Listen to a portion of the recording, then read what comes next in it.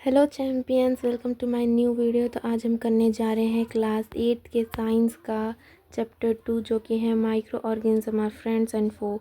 कि micro organism हमारे दोस्त है कि हमारे दुश्मन है। तो माइक्रो ऑर्गेनिजम्स बहुत ही ज़्यादा छोटे होते हैं, तो हम उन्हें अपनी नेकेड आई से देख ही नहीं सकते हैं। ठीक है, तो इसमें से पहला टॉपिक है हमारा, where do micro organism live. Micro organism रहते कहाँ हैं? They live all types of environment ranging from ice cold climate to hot spring desert to marshy land। तो ये आइस कोल्ड मतलब ठंडे इलाकों से गर्मी वाले इलाकों में भी रह सकते हैं, और डेजर्ट से एक मार्शी लैंड में भी रह सकते हैं। मार्शी लैंड मतलब कैसा लैंड होता है, जैसे दलदला इलाका होता है ना, वहाँ पर भी रहते हैं माइक्रो ऑर्गेनिजम्स। तो they are also found inside the bodies of animals and humans. तो ये ना एनिमल्स और जो ह्यूमंस की बॉडी होती है ना, तो उसके अंदर भी ये रह सकते हैं। Some micro organism grow on other organism and other exist freely.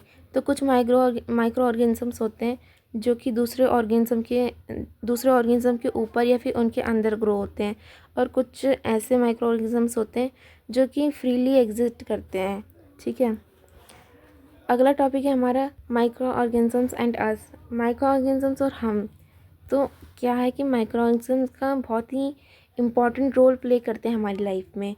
कैसे, हम आगे पढ़ेंगे।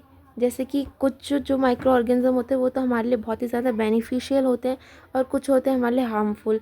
क्यों? क्योंकि वो डिजीज़ कॉज करते हैं हमारे अंदर। तो पहले हम पढ़ेंगे फ्रेंडली माइक्रो ऑर्गेनिजम्स के बारे में। तो फ्रेंडली माइक्रो ऑर्गेनिजम्स कौन से होते हैं? They are used in preparation of curd, bread and cake. तो जो फ्रेंडली माइक्रो ऑर्गेनिजम्स होते हैं ना, वो कर्ड के, ब्रेड के और केक के प्रिपरेशन के लिए यूज़ करे जाते हैं, इनको बनाने के लिए यूज़ करे जाते हैं। They are also used in cleaning up of the environment. ये इन्वायरमेंट के क्लीनिंग के लिए भी यूज़ करे जाते हैं। कैसे करे जाते हैं? जैसे कि एग्जाम्पल है हम, the organic waste are broken down into harmless and usable substances by bacteria.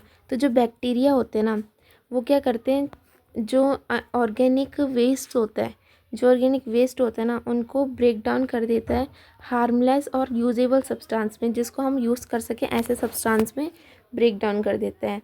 और bacteria are also used in the preparation of medicine. और बैक्टीरिया जो है वो मेडिसिन की प्रिपरेशन के लिए भी यूज़ करा जाता है। ठीक है, अगला है कि in agriculture they are used to increase soil fertility by fixing of nitrogen. ये पेपर में आ सकता है कि एग्रीकल्चर के लिए बैक्टीरिया का यूज़ या फिर माइक्रो ऑर्गेनिज्म का यूज़ कैसे होता है। तो जो माइक्रो ऑर्गेनिजम्स होते हैं वो क्या करते हैं, नाइट्रोजन की फिक्सेशन कर देते हैं सॉइल में, तो जिससे सॉइल की फर्टिलिटी बढ़ती है। ठीक है, अगला हमारा एक नोट है। तो इसमें क्या कहा गया है, micro organism have been used for the production of alcohol. तो जो माइक्रो ऑर्गेनिजम्स है ना, उनको अल्कोहल के प्रोडक्शन के लिए भी बहुत ज़्यादा यूज़ करा जाता है। वो भी बहुत साल पहले से ये चीज़ यूज़ करी जाती है। ठीक है, तो ये एक नोट है, तो ये पूछा जा सकता है। ठीक है, कभी कभार पूछा जाता है पेपर में, तो इसे भी देख लेना। सेकंड टॉपिक है हमारा making of curd and bread. Curd और ब्रेड की मेकिंग मतलब ये बनते कैसे हैं। Curd contain several microorganism. Curd के पास बहुत ही ज़्यादा माइक्रो ऑर्गेनिजम्स होते हैं। Bacterium lactobacillus promotes the formation of curd. और बैक्टीरियम और लैक्टोबैसिलस के हेल्प से ही कर्ड का फॉर्मेशन होता है। Milk multiplies. मिल्क के अंदर बहुत सारे लैक्टोबैसिलस और बैक्टीरियम होते हैं जो कि मल्टीप्लाई करते हैं बार बार, और फिर वो मिल्क को कर्ड में कन्वर्ट कर देते हैं। बैक्टीरिया चीज़, पिकल्स मतलब अचार, और कुछ और फूड आइटम्स की बनाने के लिए भी मदद आते हैं बैक्टीरिया जो होते हैं। Bacteria and yeast are also helpful for fermentation of rice, idlis and dosa batters. जो बैक्टीरिया और यीस्ट होते हैं वो राइस, इडली और डोसा के बैटर के फर्मेंटेशन के लिए भी यूज़ किए जाते हैं। कौन? एक तो बैक्टीरिया और एक यीस्ट। ठीक है, अब इसके बारे में हम यीस्ट के बारे में हम पढ़ेंगे। तो यीस्ट रिप्रोड्यूस रैपिडली। बहुत ही तेज़ी से यीस्ट रिप्रोड्यूस करते हैं। Produce CO2 during respiration. जब यीस्ट रेस्पिरेशन करता है तो वो CO2 गैस प्रोड्यूस करता है। Bubble of the gas fill the dough and increase its volume. तो जो ये CO2 गैस वो रिलीज़ करता है, तो इस वजह से जब CO2 गैस रिलीज़ होती है तो उसके जो बबल होते हैं वो उस डफ के अंदर फिल हो जाते हैं। इससे जो डफ का वॉल्यूम होता है वो इंक्रीज़ हो जाता है, बढ़ जाता है। ठीक है। तो इंडस्ट्रियल यूज़ जो है ईस्ट का वो है making of breads, pastries and cakes. Cakes, pastry और ब्रेड की मेकिंग के लिए होता है, इंडस्ट्रियल यूज़ है ये। ठीक है, ईस्ट का।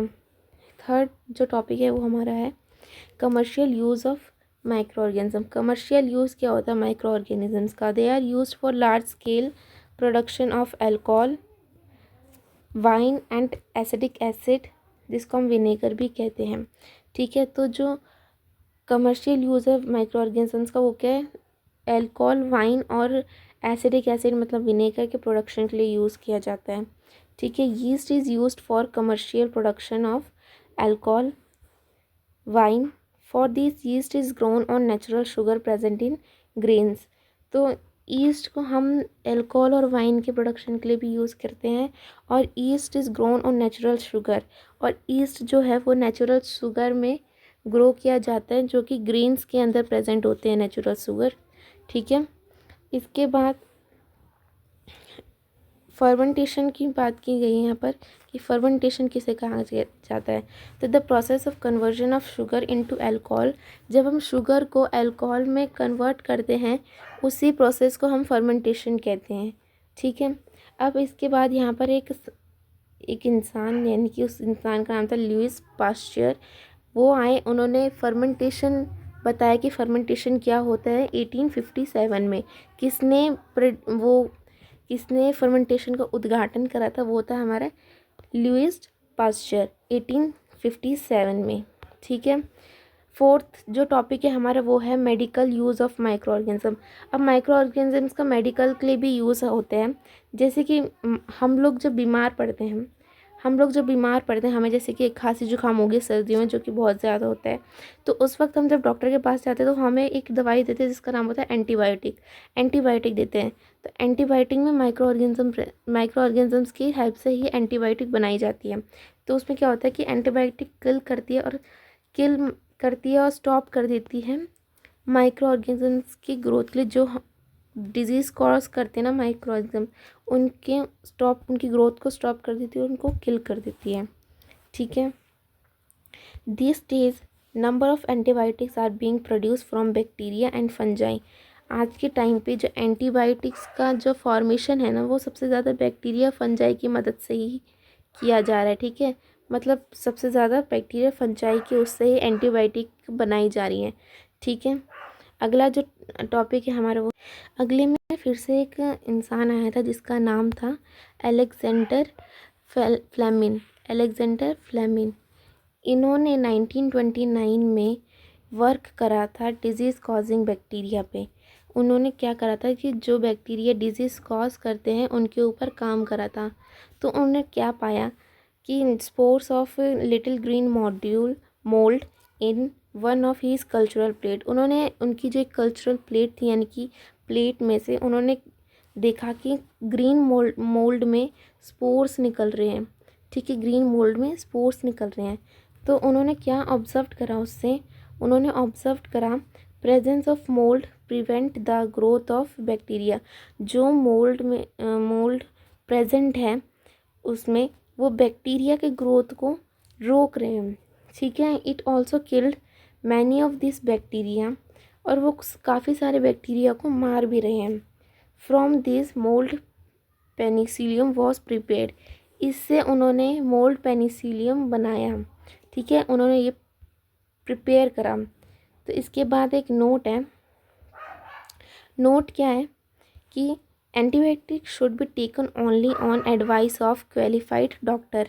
क्या कि जब भी एंटीबायोटिक आप लो तो तभी लो जब आपको डॉक्टर ने प्रिफेयर करा होगा, एक क्वालिफाइड डॉक्टर ने जब आपको बोला होगा कि एंटीबायोटिक आपको लेनी पड़ेगी तो आपको तभी लेनी चाहिए।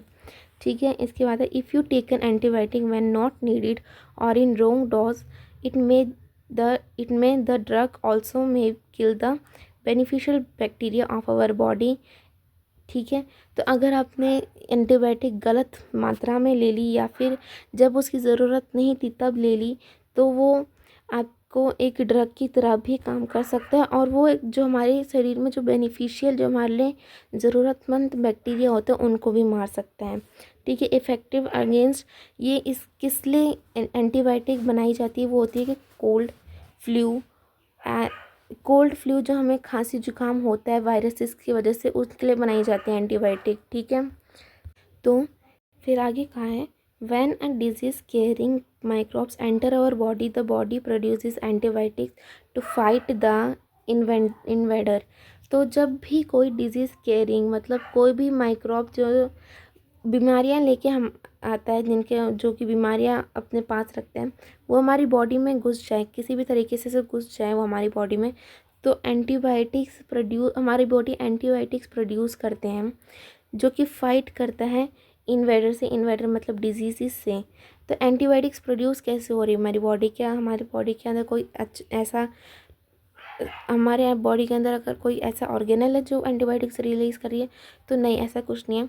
आपने देखा होगा आपके बचपन में आपको काफ़ी सारे इंजेक्शन्स लगे होंगे, जिसे वैसे सिंपल लैंग्वेज में लोग टीका कहते हैं कि टीका लगना ज़रूरी है। तो वो वैक्सीनेशंस हैं, वो वैक्सीन लगती हैं आपको, जो कि बहुत ही ज़्यादा ज़रूरी होती हैं, जिससे वो जो वैक्सीन आपको लगी है ना, तो वही वैक्सीन एंटीबायोटिक्स लेती हैं। वो वैक्सीन के अंदर आपको एंटीबायोटिक्स दी जाती हैं। तो वो एंटीबायोटिक्स इसी वजह से काम करते हैं कि जो डिजीज़ कैरिंग माइक्रोब्स आपके अंदर घुसे, तो एंटीबायोटिक्स उनको मार सके, उनसे लड़ सकें। ठीक है। This is how vaccine works. Several diseases including cholera, tuberculosis, smallpox, hepatitis can be prevent by vaccine. वही मैंने कहा कि वैक्सीन कैसे वर्क करती है, ऐसी ही वर्क करती हैं। ये क्लोरा, ट्यूबरक्लोसिस, स्मॉल पॉक्स और हेपेटाइटिस जैसे बीमारियों से हमें बचाती हैं। ठीक है। एडवर्ड जेनरल, अब एक और इंसान आए जिनका नाम था एडवर्ड जेनरल। इन्होंने ही वैक्सीन बनाई थी, स्मॉल पॉक्स की वैक्सीन बनाई थी 1798 में। ठीक है। In your childhood you must have गिन सम इंजेक्शन, उन्हें ही वैक्सीन कहा गया। ये मैंने बताया ना आपको, आपके चाइल्डहुड यानी कि बचपन में काफ़ी इंजेक्शन लगे होंगे आपको, उन्हें ही वैक्सीन कहते हैं। फिर उसके बाद एक प्रोग्राम भी चला था, पल्स पोलियो प्रोग्राम। इसमें पोलियो भी एक माइक्रो ऑर्गेनिज्म है, एक जो कि डिजीज़ कॉज करता है। इसके रोकने के लिए ही पोलियो प्रोग्राम चला था, पल्स पोलियो प्रोग्राम। ठीक है। अब फिफ्थ टॉपिक हमारा आता है कि इंक्रीजिंग सॉइल फर्टिलिटी। ठीक है। Some bacteria are able to fix nitrogen from atmosphere to enrich soil with nitrogen and increase its fertility. तो कुछ बैक्टीरिया ऐसे होते हैं जो कि नाइट्रोजन की फिक्सेशन के लिए काम आते हैं, फ्रॉम द एटमॉस्फेयर से जो नाइट्रोजन की फिक्सेशन होती है उसमें काम आते हैं, और फिर वो सॉइल को इनरिच कर देते हैं नाइट्रोजन से, और फिर उनकी जो फर्टिलिटी होती है, सॉइल की फर्टिलिटी होती है, फिर वो इंक्रीज़ हो जाती है। जो कि हमने उसमें भी पीछे ही पढ़ा था, एग्रीकल्चर में क्या काम होता है माइक्रो ऑर्गेनिजम्स का, वैसे ही है। ठीक है। This microbes are commonly called, इन्हीं माइक्रोब्स को हम क्या कहते हैं कॉमनली, बायोलॉजिकल नाइट्रोजन फिक्सर्स। ठीक है। सिक्स टॉपिक है हमारा क्लीनिंग द इन्वायरमेंट। इन्वायरमेंट की क्लीनिंग में कैसे माइक्रोब्स काम आते हैं, माइक्रो ऑर्गेनिज्म काम आते हैं। तो आपने देखा होगा गार्डनर जो कि गार्डन में काम करते हैं, वो मैन्योर कैसे बनाते हैं, वो कलेक्ट करते हैं कुछ वेस्ट, जैसे कि वेजिटेबल प्लांट्स फ्रूट्स के वेस्ट कलेक्ट करता है। ठीक है। फिर उसको एक मिनट में यानी कि एक डिब्बे में डाल देता है। फिर अगर उसको कुछ टाइम बाद देखते हैं तो वो decompose and convert into manure, वो डिकम्पोज हो जाते हैं सारे वेस्ट से और मैन्योर में कन्वर्ट हो जाते हैं।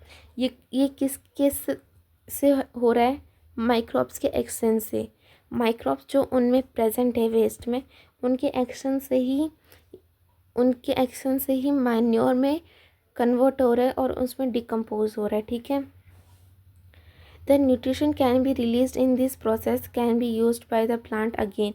जो इस प्रोसेस में न्यूट्रिशन रिलीज़ हुआ है वो फिर से प्लांट गेन कर लेता है, दोबारा से उनके पास वो न्यूट्रिशन आ जाते हैं प्लांट के पास। ठीक है। इसके बाद ये एक दे रखा है कि डेड प्लांट्स एंड एनिमल्स, ये हमने पिछले चैप्टर में पढ़ा था, चैप्टर फर्स्ट में। इसमें क्या था कि जो डेड प्लांट्स और एनिमल्स रहते थे वो डिकम्पोज हो जाते थे, ठीक है। डिकम्पोज होके वो सिंपल सब्सटेंस में टूट जाते थे, ठीक है। फिर सिंपल सब्सटेंस जो टूट जाते थे उसमें जो न्यूट्रिशन या फिर प्रोटीन जो भी चीज़ें प्लांट को चाहिए होती है, प्लांट और एनिमल को, वो प्लांट और एनिमल गेन कर लेते थे, ठीक है, वो सिंपल सब्सटेंसेस, ठीक है। अगला टॉपिक है हमारा हार्मफुल माइक्रो ऑर्गेनिज्म। पीछे हमने देखा कि फ्रेंडली माइक्रो ऑर्गेनिज्म जो हमारे बहुत ही ज़्यादा काम आते हैं वो माइक्रो ऑर्गेनिज्म। अब यहाँ पर देखेंगे हम हार्मफुल, जो हमारे लिए बहुत ही ज़्यादा हार्मफुल है, हमारे लिए सही नहीं है। सम माइक्रो ऑर्गेनिज्म, ये माइक्रो ऑर्गेनिजम्स हैं, शॉर्ट में लिख रखा है। Some micro organism cause diseases in human beings, plants and animals. The micro organism are called pathogens. जो माइक्रो ऑर्गेनिज्म हमारे ह्यूमन, प्लांट्स और एनिमल्स में डिजीज़ कॉज करता है, बीमारियां देते हैं, उन माइक्रो ऑर्गेनिजम्स को क्या कहते हैं? पैथोजेंस कहते हैं, ठीक है। पहला इसमें हमारा है topic disease causing microorganism in human. जो माइक्रोऑर्गेनिज्म डिजीज़ कॉज करता है ह्यूमन में, उनके बारे में पढ़ेंगे हम यहाँ पर, ठीक है। तो पैथोजेंस एंटर्स एयर, तो पैथोजन हमारे शरीर में एंटर करते हैं, जो वो कैसे कर सकते हैं? थ्रू एयर, जो कि एयर हम ब्रीथ करते हैं, जैसे एयर में, उसमें भी हो सकते हैं। वाटर में जो हम पीते हैं पानी, उसमें भी हो सकते हैं। फूड में भी हो सकते हैं, या फिर इन्फेक्टेड पर्सन से भी हमें पैथोजेंस हमारे शरीर में एंटर कर सकते हैं, ठीक है। Microbial disease that can spread from a infected person to a healthy person through air, water, food और physical contact are called communicable diseases. तो इसमें क्या कहा है कि जो माइक्रोबियल डिजीज़ होते हैं जो कि स्प्रेड होते हैं एक इन्फेक्टेड पर्सन से एक हेल्दी पर्सन में, किसी भी चीज़ के थ्रू, जैसे कि एयर के थ्रू, वाटर के थ्रू, या फिर फूड के थ्रू, या फिर फिजिकल कांटेक्ट के थ्रू, उसको हम क्या कहते हैं? कम्युनिकेबल डिजीज़ेस, ठीक है। कम्युनिकेबल डिजीज़ेस मतलब क्या? मान लीजिए कि आपके सामने एक आपका दोस्त खड़ा है, उसको है खांसी जुकाम, तो खांसी जुकाम उसको है, तो वो आपसे बात कर रहा है या फिर आपको टच कर रहा है, ठीक है, ऐसे टच कर रहा है हैंड से, और फिर उस तो जो उसकी जो अंदर डिजीज़ होंगे ना, माइक्रोबियल डिजीज़, वो आपके अंदर भी, आपकी बॉडी के अंदर भी एंटर कर सकते हैं। कैसे? आप उससे अगर ज़्यादा दूरी पे नहीं होंगे, जितनी डिस्टेंस पे आपको होना चाहिए, अगर आप थोड़ी ही दूरी में होंगे, तो एयर के थ्रू से आपके जो डिजीज़ हैं उसकी डिजीज़ आपके अंदर आ सकते हैं, या फिर फिजिकल कांटेक्ट अगर उससे हो रहा है आपका, तो उसके थ्रू भी वो डिजीज़ आ सकते हैं, तो आपको भी बीमारी हो सकती हैं, ठीक है। एग्ज़ाम्पल क्या है? इसमें एग्ज़ाम्पल्स हैं कोलेरा, कॉमन कोल्ड, जैसे कॉमन कोल्ड पता है ना, खांसी जुकाम इसी से होता है। चिकन पॉक्स, ट्यूबरक्लोसिस, ठीक है। There are some insects and animals which act as carriers of diseases. अब यहाँ पर कुछ इंसेक्ट्स और कुछ एनिमल्स ऐसे हैं जो कि डिजीज़ को कैरी करते हैं, ठीक है। पहला एग्जाम्पल क्या है उसमें? हाउस फ्लाई का। हाउस फ्लाई मक्खियाँ। अब मक्खियाँ जब, मान लीजिए मक्खी है, तो मक्खियाँ जब गार्बेज में रहेंगी ना, तो गार्बेज में जब वो बैठी तो उनमें पैथोजेंस स्टिक हो गए, पैथोजेंस उनके शरीर पे चिपक गए, ठीक है। फिर वो हाउस फ्लाई ने क्या करा? वो खाने के ऊपर बैठ गई उसके बाद, ठीक है, खाने के ऊपर बैठ गई, तो वो जो पैथोजेंस है वो फूड के ऊपर आ गए, वही फूड हमने ईट कर लिया, वही फूड हमने खा लिया, तो हम ऐसे बीमार हो जाएंगे ना। सेकंड जो एग्जांपल है वो है फीमेल एनाफिलिस मॉस्किटो। ये एक फीमेल मॉस्किटो होता है, मच्छर होता है, जो कि पैरासाइट लेकर आता है, जो कि मलेरिया कॉज करता है, और जिसको साइंस की लैंग्वेज में प्लाज्मोडियम कहा जाता है। एक्ट एज डेंगू वायरसेस, ठीक है, डेंगू फैला सकते हैं ये। आपने देखा होगा ना, मम्मी पापा बोलते भाई बाहर खेलने जा रहे हो तो फुल स्लीव्स के पहन के जाओ, ताकि मच्छर ना काटे। अगर मच्छर ने काट दिया, तो फीमेल मॉस्किटो ने अगर आपको काट दिया, तो डेंगू वायरसेस आपके ऊपर आ सकते हैं और आपको डेंगू हो सकता है, ठीक है। यहाँ पर आपको आपकी बुक में एक चार्ट दे रखा है, पढ़ लेना, बहुत ही आसान है। अभी तक आपने जितना पढ़ा उसके हिसाब से आपको इतना इसमें समझ आ जाएगा, ठीक है। तो इसमें क्या है कि कॉमन जो है ह्यूमन डिजीज़ होते हैं माइक्रो ऑर्गेनिजम्स है वो बताए गए हैं। तो पहला जो है यहाँ पर तो हमें ह्यूमन डिजीजेस बता रखे हैं, यहाँ पर हमें माइक्रो ऑर्गेनिजम्स के बता रखे कि किस माइक्रो ऑर्गेनिज्म से हमें ये डिजीज़ हो सकता है। यहाँ पर मोड ऑफ ट्रांसमिशन बता रखे कि किसके थ्रू हो सकता है। यहाँ पर प्रिकॉशंस बता रखे कि हमें क्या क्या प्रिकॉशंस लेने चाहिए तब।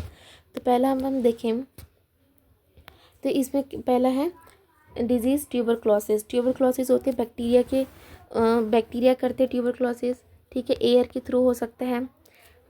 मीलेस वायरस कराते हैं, एयर के थ्रू हो सकता है, ठीक है। चिकन पॉक्स वायरस कराते हैं, एयर और कांटेक्ट के थ्रू हो सकते हैं। पोलियो वायरस कराते हैं और एयर और वाटर के थ्रू हो सकते हैं, ठीक है। इससे हम प्रिकॉशंस क्या क्या ले सकते हैं कि पेशेंट इन कंप्लीट आइसोलेशन, यानी कि दूसरे लोगों से अलग रखना, उसको एकदम आइसोलेट करके रखना है। Personal belongings to the patient away from the patient से दूर रहने चाहिए दूसरे लोग। वैक्सीनेशन कराना ज़रूरी है, वैक्सीनेशन कराओ, ठीक है। दूसरा आगे है कोलेरा बैक्टीरिया करता है फूड और वाटर के उसमें हो सकते हैं।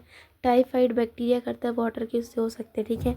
मेंटेन पर्सनल हाइजीन बना के रखनी है कि खाने से पहले हाथ धोना है, खाने के बाद भी हाथ धोना है, अच्छे से एकदम हाइजीनिक रहना है, ठीक है। सैनिटरी हैबिट्स मतलब अच्छे से वैसी जैसे खाने से पहले हाथ धोना है, खाने के बाद हाथ धोना है, ठीक है, ऐसे रखना है। और कंज्यूम प्रॉपरली कुक्ड फूड, अच्छे से पका हुआ फूड खाना चाहिए। बॉइल्ड ड्रिंक पीना चाहिए, मतलब उबला हुआ पानी पीना चाहिए। और वैक्सीनेशन तो ज़रूरी है, वैक्सीनेशन तो करानी है, ठीक है। हेपेटाइटिस ए जो कि वायरस करता है, वाटर के थ्रू हो सकते हैं। ड्रिंक बॉइल्ड वाटर पीना चाहिए और वैक्सीनेशन करानी चाहिए। वैक्सीनेशन इज़ इम्पॉर्टेंट, ठीक है, वैक्सीनेशन करानी ही चाहिए बच्चों को। मलेरिया आगे है मलेरिया कौन कराता है? प्रोटोजोआ कराते हैं मॉस्किटो की, उससे हो सकता है। यूज़ मॉस्किटो नेट, मच्छरदानी यूज़ करनी चाहिए। स्प्रे इंसेक्टिसाइड्स जो मच्छर मारने का आता है ना, उसका यूज़ करना चाहिए। Control breeding of mosquito by not allowing water collected, कहीं भी पानी काफ़ी टाइम से इकट्ठा हो रखा है तो उसको ऐसे इकट्ठा नहीं होना चाहिए, मतलब साफ़ करते रहना चाहिए, ठीक है। ठीक है, आगे हमारा टॉपिक है disease causing micro organism. Disease causing micro organisms in animals में भी डिजीज़ कॉज करते हैं माइक्रो ऑर्गेनिजम्स। तो इसमें कौन कौन से ये भी पढ़ते हैं। Micro organisms not only cause disease in humans and plants. Micro organisms जो होते हैं वो ह्यूमंस और प्लांट को ही डिजीज़ कॉज नहीं करते, बल्कि एनिमल्स में भी डिजीज़ कॉज करते हैं। Anthrax is a dangerous human and cattle disease caused by bacterium. एक जो एंथ्रैक्स नाम का जो ये डिजीज़ है, बहुत ही डेंजरस डिजीज़ है, जो कि ह्यूमन और कैटल्स में होता है, ठीक है। कैटल मतलब एनिमल्स ही होते हैं, एनिमल्स में होता है ये, जो कि बैक्टीरियम कॉज करते हैं, ठीक है। Foot and mouth disease of cattle is caused by viruses. Foot और माउथ जो डिजीज़ होता है वो वायरसेस कॉज करते हैं कैटल्स में, यानी कि एनिमल्स में, ठीक है। यहाँ पर फिर से आपको एक चार्ट दे रखा है, इसको फिर से पढ़ते हैं। कॉमन प्लांट डिजीजेज है, ठीक है। यहाँ पर प्लांट डिजीज़ है, यहाँ पर माइक्रो ऑर्गेनिज्म जो करते हैं, यहाँ पर मोड ऑफ ट्रांसमिशन है। तो सिट्रस कैंकर बैक्टीरिया करता है एयर के थ्रू, ठीक है। रस्ट ऑफ व्हीट फंजाई करता है एयर और सीड्स के थ्रू, ठीक है। और येलो वीन मोसाइक ऑफ भिंडी ओकरा भी कहते हैं, ये वायरस करता है इंसेक्ट्स के थ्रू, ठीक है। अगला जो टॉपिक है उसमें फूड पॉइजनिंग। तो फूड पॉइजनिंग टॉपिक है। Food poisoning microorganism grow on our food sometimes produce toxic substances. जो माइक्रोऑर्गेनिज्म हमारे फूड में ग्रो होते हैं तो कभी कभी वो कुछ टॉक्सिक सब्सटेंस प्रोड्यूस करने लगते हैं। This make food poisonous and causing serious illness and even death. तो यही जो टॉक्सिक सब्सटेंस है वो फूड को पॉइजनस बना देते हैं, और ये एक सीरियस इलनेस या बहुत ही बड़ी बीमारी भी बन सकती है, और यहाँ तक कि डेथ भी हो सकती है इस वजह से, ठीक है। अगला टॉपिक हमारा फूड प्रिजर्वेशंस। अब आपने पीछे में देखा हाउस फ्लाई कैसे गार्बेज से आती है, फिर वो फूड में बैठती है, तो इस वजह से हमें बीमारियां हो सकती हैं। तो यहाँ पर फूड प्रिजर्वेशन बताई गई है कि हम कैसे प्रिजर्व कर सकते हैं फूड को। Salt, sugar, edible oils, vinegar are common chemicals. तो ये कॉमन केमिकल्स हैं जो कि जनरली यूज़ करे जाते हैं माइक्रोब्स की ग्रोथ के लिए। ग्रोथ माइक्रो ऑर्गेनिजम्स की जो ग्रोथ होते हैं उनके लिए यूज़ करे जाते हैं सॉल्ट, शुगर और एडिबल ऑयल्स, ठीक है। Therefore they are called preservative, इसलिए इनको प्रिजर्वेटिव कहा जाता है, ठीक है। अगला टॉपिक है हमारा pasteurisation of milk. Pasteurisation of milk क्या होता है? The milk is heated to 70 degree Celsius for 15 seconds and suddenly chilled and stored. Such milk is referred as pasteurized milk. तो जब मिल्क को हम 70 डिग्री सेल्सियस पे हीट करते हैं 15 सेकंड के लिए, फिर उसको अचानक से मतलब ठंडा कर देते हैं उसको, और उसको स्टोर करते हैं, उस मिल्क को स्टोर करते हैं, उसी को हम पेस्चराइज्ड मिल्क कहते हैं, ठीक है। अगला टॉपिक है हमारा symbiotic bacterium. Symbiotic bacterium Rhizobium helps in the fixation of nitrogen with the root of the leguminous plant. जो राइबोजियम होता है वो नाइट्रोजन की फिक्सेशन के लिए काम आता है with the root of the leguminous plant. Leguminous plant होता है उसके रूट से काम आता है, ठीक है। The action of lightning also help in to the fixation of nitrogen. जो नाइट्रोजन जो लाइटनिंग की एक्शन होता है, जो लाइटनिंग का एक्शन होता है वो भी हेल्प करते हैं नाइट्रोजन की फिक्सेशन के लिए, ठीक है। अगला है नाइट्रोजन साइकिल, मोस्ट इम्पॉर्टेंट, बहुत ही ज़्यादा इम्पॉर्टेंट है नाइट्रोजन साइकिल, बन सकता है क्वेश्चन, आता भी है। Nitrogen from the atmosphere is converted into nitrogen compounds. तो जो नाइट्रोजन एटमॉस्फेयर में है ना, वो जो लाइटनिंग होती है या फिर माइक्रो ऑर्गेनिजम्स होते हैं एयर में, वो कन्वर्ट कर देते हैं नाइट्रोजन को नाइट्रोजन कंपाउंड्स में, जैसे कि नाइट्राइट्स, नाइट्रेट्स, ठीक है। By some bacteria like ribosomes. By some bacteria जैसे कि कुछ बैक्टीरिया होते हैं जैसे कि राइबोसोम्स, इनको राइबोसोम्स और ब्लू ग्रीन एल्गाई जो प्रेजेंट होती है सॉइल में, वो इन्हें कर देती है। सॉइल में ब्लू ग्रीन एल्गाई और राइबोसोम प्रेजेंट होता है, ठीक है। फिर ये सॉइल से जब ऑर्गेनिजम्स जो सॉइल में प्रेजेंट होते हैं वो इन्हें कन्वर्ट कर देते हैं, एक मिनट, हाँ यहाँ से। And also by lightning on the other hand certain other bacteria present in the soil convert nitrogen compounds into nitrogen gas, ठीक है। फिर जब ये नाइट्रोजन वो बने कंपाउंड्स हमारे सॉइल में चले गए, सॉइल से जब प्लांट्स को ज़रूरत होगी उन्होंने वो गेन कर लिया, ठीक है, वो गेन कर लिया, फिर एनिमल्स उन प्लांट्स को खाते भी हैं, तो फिर वो वही चीज़ एनिमल्स ने भी गेन कर ली, ठीक है। फिर उसके बाद जो नाइट्रोजन कंपाउंड्स होते हैं वो बैक्टीरिया जो सॉइल में प्रेजेंट होते हैं वो उन नाइट्रोजन कंपाउंड्स को फिर से नाइट्रोजन गैस में कन्वर्ट कर देते हैं और दोबारा से एटमॉस्फेयर में रिलीज़ कर देते हैं, ठीक है। नाइट्रोजन साइकिल बहुत ही ज़्यादा इंपॉर्टेंट है, तो एक बार मैं तुम्हें ये एनसीईआरटी के हिसाब से भी पढ़ा देती हूँ, ठीक है। एक तो ठीक है, ये है नाइट्रोजन फिक्सेशन, तो इसमें पढ़ते हैं हम। You have learned about the bacterium ribosome in class 6 and 7, 6 और 7 में अपने राइबोजियम के बारे में पढ़ा होगा। It is involve in the fixation of nitrogen. ये जो राइबोजियम्स और बैक्टीरियम होते हैं ये नाइट्रोजन की फिक्सेशन के लिए काम आते हैं, जो कि लेग्यूमिनियस प्लांट्स के रूट से होते हैं। Recall that rhizobium lives in the root nodules of leguminous plants. अब ये पढ़ा होगा आपने, फिर से रिकॉल करा रहे हैं कि जो राइबोजियम्स होते हैं वो कहाँ रहते हैं? लेग्यूमिनियस प्लांट्स के रूट्स के नोड्यूल्स में रहते हैं, ठीक है। Such as beans and beans और पीस हैं लेग्यूमिनियस प्लांट्स, इन एग्जाम्पल दे रखे हैं, which it has symbiotic relationship. Sometimes nitrogen gets fixed through the action of lightning. और कभी कभी लाइटनिंग के एक्शन से भी नाइट्रोजन फिक्सेशन हो जाती है, ठीक है। But you know that the amount of nitrogen in the atmosphere remain constant, you may wonder how. तो अब नाइट्रोजन का जो अमाउंट है वो एटमॉस्फेयर भी कांस्टेंट रहना चाहिए, तो इसलिए थोड़ा सा बड़ा प्रोसेस होता है, उसको हम पढ़ते हैं नाइट्रोजन साइकिल में, ठीक है। नाइट्रोजन साइकिल, तो नाइट्रोजन एटमॉस्फेयर में जो नाइट्रोजन होते हैं कम से कम 78% होते हैं नाइट्रोजन गैस, ठीक है। Nitrogen is one of the essential constitution constituents of living organism as part of proteins मिलते हैं हमें नाइट्रोजन से, तो एक बहुत ही ज़्यादा असेंशियल पार्ट होते हैं लिविंग ऑर्गेनिजम्स के लिए। Chlorophyll, nucleic acid and vitamins, the atmospheric nitrogen can't be taken directly. तो ये जो सारी चीज़ें हैं, क्लोरोफिल, न्यूक्लिक एसिड और नाइट्रोजन है, वो हम डायरेक्टली टेक नहीं कर सकते प्लांट और एनिमल इन्हें डायरेक्टली ले ही नहीं सकते। Certain bacteria and blue green algae present in the soil fix nitrogen from the atmosphere. तो कुछ बैक्टीरिया और ब्लू ग्रीन एल्गाई सॉइल में प्रेजेंट होते हैं, ठीक है, तो वो नाइट्रोजन को फिक्स करते हैं एटमॉस्फेयर से and convert it into compounds of nitrogen, और कन्वर्ट करते इन्हें नाइट्रोजन के कंपाउंड्स में।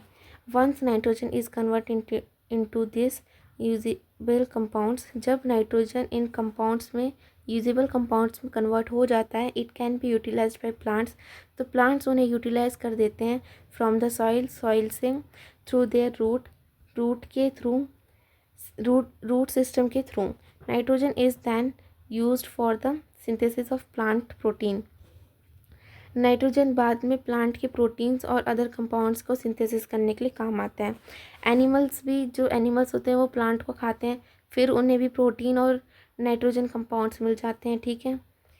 When plant and animal die, तो जब प्लांट और एनिमल मरते हैं किसी भी वजह से, तो जो उनके जो present in the soil, bacteria and fungi present in the soil, तो जो सॉइल में बैक्टीरिया और फंजाई प्रेजेंट होंगे ना, वो कन्वर्ट कर देते हैं नाइट्रोजीनियस वेस्ट को नाइट्रोजीनियस कंपाउंड्स में, ठीक है, to be used by plants again, ताकि वो प्लांट उन चीज़ों को दोबारा से गेन कर सकें। Certain other bacteria convert some part of them to nitrogen gas, तो फिर से जो बैक्टीरिया होते हैं सॉइल में प्रेजेंट होते हैं, वो उनके कुछ पार्ट को नाइट्रोजन गैस में दोबारा कन्वर्ट कर देते हैं, जो कि दोबारा एटमॉस्फेयर में चले जाता है, ठीक है। As a result the percentage of nitrogen in atmosphere remains more or less constant, तो मतलब कांस्टेंट बनी रहती है, इससे जो नाइट्रोजन एटमॉस्फेयर में रहता है वो कांस्टेंट रहता है, ठीक है। ये जो ये नाइट्रोजन साइकिल थी। यहाँ पर एक डायग्राम दे रखा है, इसके हिसाब से ही पढ़ लेते हैं हम एक बार। तो क्या दे रखा है, एटमॉस्फेयर में जो नाइट्रोजन है, पहला प्रोसेस तो ये कि लाइटनिंग के थ्रू लाइटनिंग हुई, लाइटनिंग से कंपाउंड्स बने, नाइट्रोजन कंपाउंड्स बने सॉइल में, फिर उससे प्लांट्स ने ले लिया, एनिमल्स ने प्लांट को ईट कर दिया, फिर जो उनका वो हुए ना डिकम्पोज हो गए, फिर उनमें जो नाइट्रोजीनियस वेस्ट और एक्सक्रीशन होगा वो फिर से दोबारा से सॉइल में आ गया, ठीक है। सॉइल में आके दोबारा से फिर बैक्टीरिया ने कंपाउंड्स को, नाइट्रोजन कंपाउंड्स को नाइट्रोजन गैस में बदल दिया, फिर वो दोबारा से एटमॉस्फेयर में चले गया। ये तो पहला प्रोसेस था, ठीक है, पहला प्रोसेस ये है। दूसरा प्रोसेस ये यहाँ पर है, जिसमें क्या नाइट्रोजन फिक्सिंग कर दी बैक्टीरिया में, जो एटमॉस्फेयर में नाइट्रोजन प्रेजेंट थी, बैक्टीरिया उनको फिक्स कर दिया, फिर उन्होंने bacteria in turn fix nitrogen into nitrogenous compounds, फिर उन्होंने नाइट्रोजन को नाइट्रोजीनियस कंपाउंड में बदल दिया, सॉइल में भेज दिया, फिर से दोबारा से प्लांट ने टेक कर दिया, फिर एनिमल्स ने खा लिया, फिर एनिमल्स का जो वेस्ट या फिर एक्सक्रीशन होगा दोबारा से उससे नाइट्रोजन जो कंपाउंड्स है वो दोबारा से सॉइल में आ गए, सॉइल में जो बैक्टीरिया रहे होंगे उन्होंने दोबारा से उन नाइट्रोजन कंपाउंड्स को नाइट्रोजन गैस में बदल दिया, फिर वो दोबारा से एटमॉस्फेयर में चले गए, ठीक है। ये है पूरी नाइट्रोजन साइकिल, बहुत ही इम्पोर्टेंट होती है, बहुत ही ज़्यादा आती भी है, तो एकदम अच्छे से पढ़ लेना इसको, ठीक है। अपने एकदम सेल्फ स्टडी भी करना ताकि तुम्हें ये अच्छे से आ जाए, ठीक है। तो थैंक यू। अगर तुम्हें वीडियो में कुछ समझ आया हो, तुम्हें वीडियो अच्छी लगी हो, तो लाइक करना, शेयर करना और सब्सक्राइब करना। आज के लिए इतना ही, मिलते हैं अगले वीडियो में। Thank you, bye bye.